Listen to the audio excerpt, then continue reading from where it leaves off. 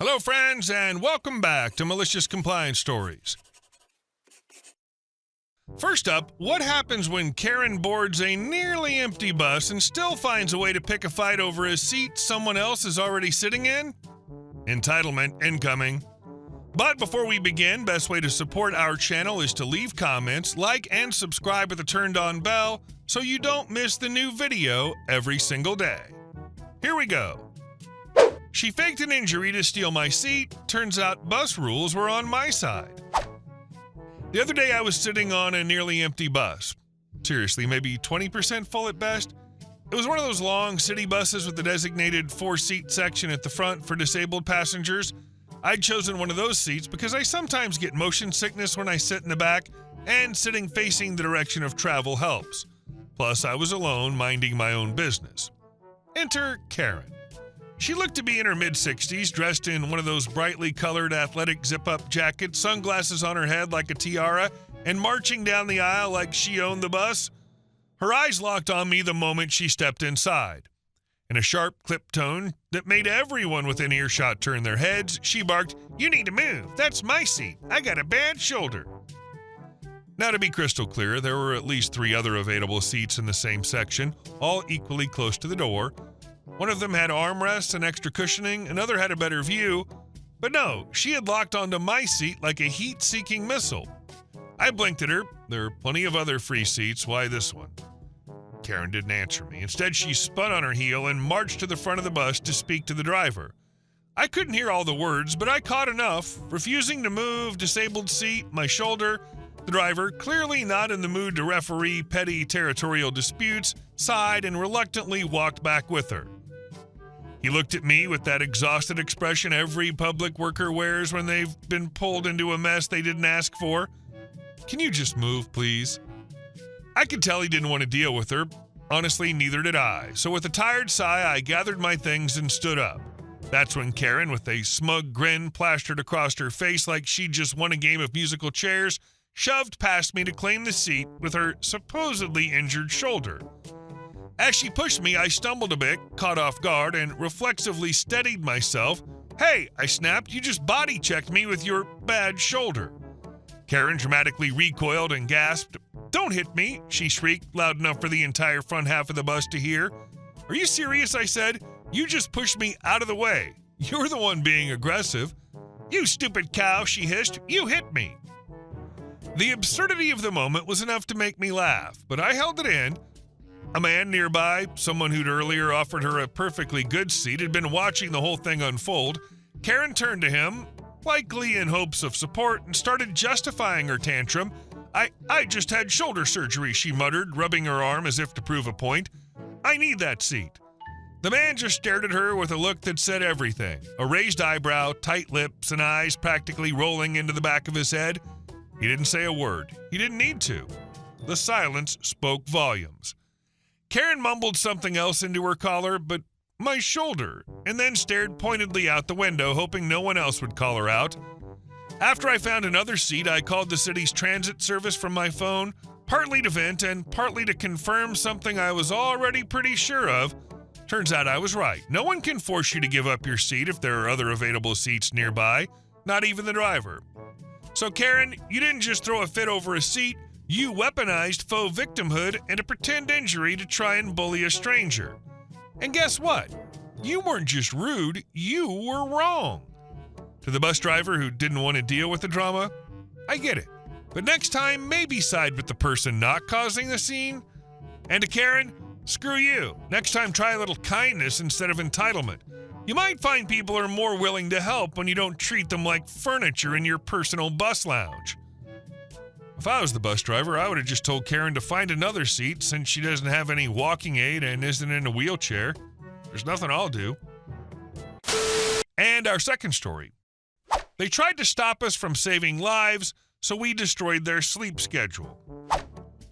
My dad was a general surgeon in the ER. The hospital was collecting some internal info on who was doing what jobs, and it turned out that the ER was having a lot of non-cardio specializing doctors doing EKGs. The reason for this was pretty simple. The cardiologists tend to be busy, and the results in the ER have to be read really, really fast. In order to be fast, they just read the EKGs themselves, as the results generally weren't subtle. It can be hard to tell some heart problems from others, but in the ER, all you really need is a quick peek to go, ah crap, this guy's having a heart attack.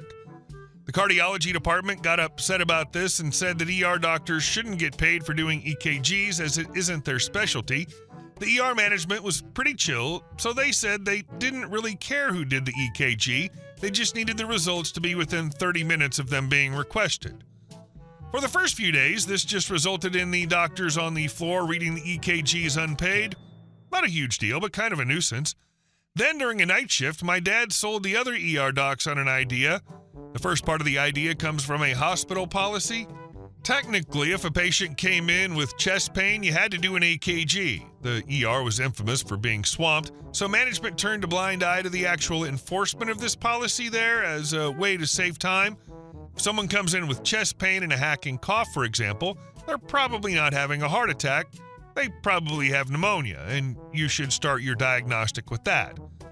This combined with the second part of the idea, which was, what if they actually rigorously enforced the first policy and asked for an EKG on all chest pain patients, while following the second policy of handing the EKGs to the cardio department? Either cardio crumbles first and lets them just do their damn just, or management crumbles first and removes the silly EKG rule. Either result's a win, easy peasy. Thus began the most brutal 2 days of the cardiology department's life. The ER handles a much larger flow of patients than the cardiology department's prepared to deal with. They're a specialist division, so they're not supposed to handle a particularly large volume of patients in a single day. This means that they quickly got swamped by the sheer flow of patients in from the ER. Oh, but it gets worse. ER docs work ungodly hours, and when the staff set up the deal, there was the agreement that the cardiologists had to get the results back within 30 minutes, and the cardiologists were getting a request for an EKG reading every 25 minutes. They could handle the reading that fast, but as the doctors were on call, they'd get only another 15 minutes or so to try and sleep before they get woken up to read another chart. Again and again and again. By my dad's guess, the ER kept the entire cardiology department up for about 40 consecutive hours before they begged for a surrender. A second meeting was held, and the cardiologist demanded to be released from the previous policy. This was granted, and peace returned to the hospital. Beautiful malicious compliance. Sounds like nobody got hurt except the people who literally asked for the extra work. And they came to their senses when they realized what was going on. And our last story. Karen destroyed my hives with illegal pesticide. Now she's $25K poor and terrified of wasps. When I tell people I'm a backyard beekeeper, they usually raise their eyebrows like I've just said I raise tigers. But really, it's nothing wild, just 2 modest hives tucked along the back fence of my property, well within regulation and far from any shared areas. The bees were mellow, minding their own business, pollinating gardens in our sleepy suburban neighborhood. That is, until Karen moved in next door.